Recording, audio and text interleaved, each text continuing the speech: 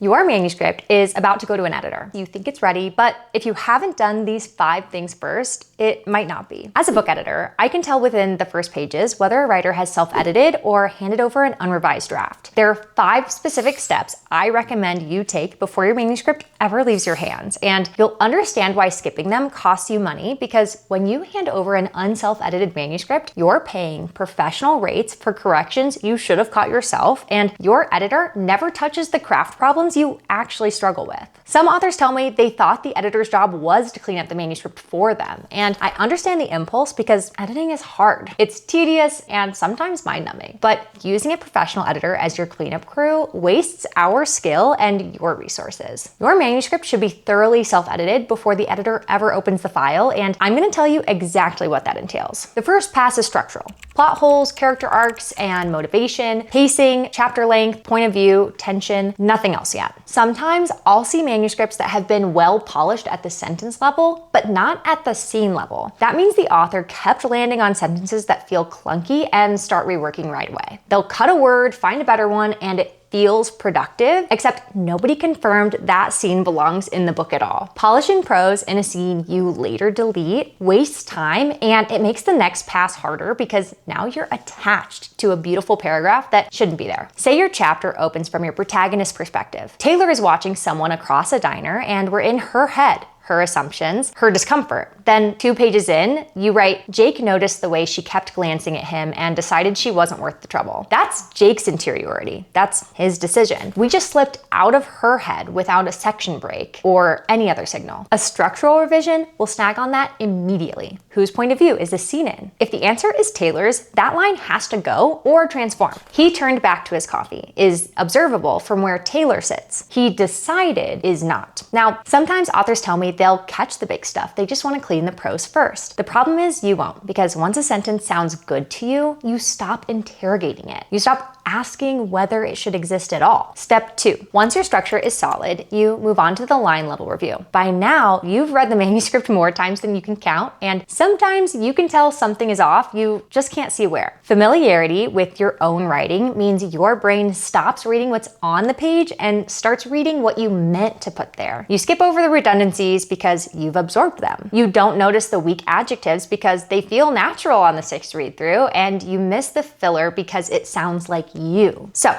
the solution might be hunting one category at a time. First, redundancies only. Things like she shrugged her shoulders. Shoulders are the only thing we shrug, so we cut it to she shrugged. Or he sat down in the chair. Down and in the chair are both doing the same job. Cut it to he sat. Second, adverbs propping up adjectives and verbs. He was very angry describes the emotion instead of staging it. He slammed the drawer shut gives your reader so much more than a simple label. But even he was livid is better. Anytime you see a very propping up an adjective, there's often a stronger single word underneath it. This is where your author discernment comes in, but it's always worth the review. Third, filler words. Just, really, very, suddenly, quite. Pull them out and see if the sentence is stronger without them. It almost always is. Fourth, flag your telling when you should be showing. She felt nervous. If you want the reader to feel a deeper connection to the character in that moment, consider sharing what nervous looks like in her body. Show that instead. Not every time you find you're telling the reader requires you transition to showing, but again, it's worth the double check. Sometimes this takes separate sweeps because it can be hard to hold all of these in your head at the same time. Step 3. The third pass is reading aloud. I know. I've heard it all. It feels slow, especially after 2 full passes. You've read this thing so many times, you know what's coming. So you do one more silent read, figure that counts, and call it done. The problem is it doesn't count. It's just not the same. When you read silently, your brain fills in what should be there. It autocorrects, it skims familiar sentences, and tells you they're fine. Speaking forces every single word out of your mouth in sequence, so you can't skip ahead, and the things that survive 2 passes suddenly become impossible to miss. Tense shifts are the clearest when you read aloud. So say you've got a chapter that opens in past tense and mid-scene slips into present. Read aloud, you hear, Hannah crossed the room. She picks up the letter. The tense sounds wrong immediately. If doing it yourself feels too close, run your manuscript through a text-to-speech program. I normally use Word myself, and have it read to you at a natural speaking pace. The effect is roughly the same. That's the whole pass. It's slow, it's uncomfortable, uncomfortable, and it's worth every minute. You now have 3 real revision passes: structure, line level, read aloud. And I always cringe when authors proudly tell me they've done all 3 in a single weekend. I understand the motivation behind this choice. You want to be done. Our project start date is coming, and 3 full reads feels like weeks or months you don't have. But collapsing them means none of them are done well, because each pass asks your brain a different question. Structure asks, does this belong? Line level asks, does this sentence work? And does this word work? Reading aloud asks, does this sound like a real person said it? When you try to hold all 3 questions at once, the smallest one wins because it's the easiest to answer. You end up fixing commas in a chapter you should have cut. Give yourself distance instead. Finish the structural pass and put the manuscript down for a few days. Then come back for the line level review. Put it away again and then read it aloud. Distance is its own tool. You're trying to read it as a stranger, and a few days away helps more than most authors realize. Those are the 3 revision passes. If you want these written as a checklist with complete descriptions and guidance, my free self-editing guide is linked in the description. It's free because I'd rather you send me a manuscript that's already had these 3 passes. The last 2 steps are shorter and easier. The 4th thing you need to do, run your manuscript through the spell check in your word processor. I'm including it because writers skip it constantly. Maybe it feels too small to bother with after 3 focused revision passes. Maybe you're dreading a spell check that flags every invented name in the book and leaves you clicking through a few hundred false positives. Do it anyway. And add your names to the dictionary on the first instance so the rest disappear and you can focus on the true issues underlined with red and blue squiggles. Here's what it looks like from my side. When I open a manuscript for line editing with obvious typos in the first paragraph, it affects my impression of your writing. I have to read in both cleanup mode and craft mode, which divides my attention. What's more is cleanup mode is not what you're paying for in a line edit. Spell check will not catch everything. It won't always catch there when you meant there, and it won't catch a missing word. That's fine. It's supposed to clear the obvious errors so that the ones that need a human are all that's left. Step 5. This is the last one. Format the manuscript before you send it. This is about making the file workable in the software your editor is actually using. Standard manuscript format means a simple, readable font at a normal size, something like Times New Roman or Garamond at 12 points. Standard paper size, double spacing, indents on every paragraph, and this is the part people get wrong. Set through your paragraph settings rather than by hitting tab. And here's why that matters more than it sounds. Tab characters and manual spaces are invisible to you and extremely visible to whoever formats the book later. If someone has to strip 400 manual tabs out of your manuscript before they can actually do anything with it, that's time on your invoice for a problem you could have taken 30 seconds to prevent.